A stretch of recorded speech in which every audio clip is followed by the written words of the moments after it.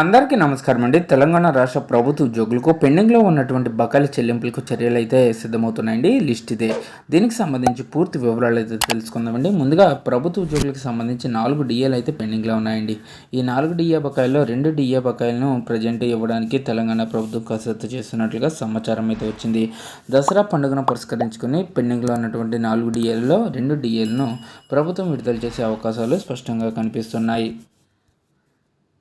నిన్న తెలంగాణ రాష్ట్ర ప్రభుత్వ ఉద్యోగుల సమావేశం అయితే జరగడం జరిగిందండి.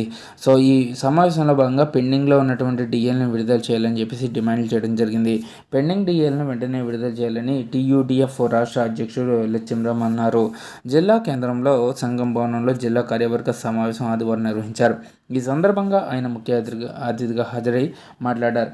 పెండింగ్లో ఉన్నటువంటి 5 డిఏలను వెంటనే విడుదల చేయాలని డిమాండ్ చేశారు. అలాగే పీఆర్సీ నివేదిక తెప్పించుకుని అమలు చేయాలని, జీవో నెంబర్ 317 ప్రకారంగా చాలామంది ఉపాధ్యాయులు స్థానికేతరులుగా వేరే జిల్లాల్లో పనిచేస్తూ ఉన్నారని, వారిని సొంత జిల్లాలకు తీసుకురావాలని పేర్కొన్నారు. నిలిచిపోయినటువంటి 13 జిల్లాల స్పౌజ్ బదిలీలు చేపట్టాలన్నారు. సమావేశంలో రాష్ట్ర గౌరవ అధ్యక్షుడు బేరదేవన్న తదితరులు అయితే పాల్గొనడం కూడా జరిగింది.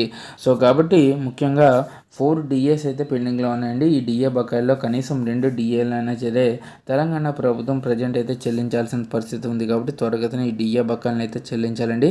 అలాగే కొత్త పీఆర్సీ నివేదికను తెప్పించుకొని సాధ్యమైనంత త్వరలోనే ఉపాధ్యాయులు ఉద్యోగులకు కొత్త పీఆర్సీ ఇంప్లిమెంటేషన్ అయితే చేయాల్సి అయితే ఉంది. సో ఇదండి వాళ్ళ తెలంగాణ ప్రభుత్వ ఉద్యోగులకు సంబంధించి వచ్చిన తాజా సమాచారం. For more updates subscribe to our channel. Telangana ఎంప్లాయీస్కి సంబంధించి ఏ చిన్న అప్డేట్ వచ్చినా సరే మన ఛానల్ ద్వారా అప్డేట్స్ అయితే ఇస్తుంటాం. కాబట్టి మన ఛానల్ని సబ్స్క్రైబ్ చేసుకోండి. ఇది మన employees channel. Thanks friends. Have a nice day.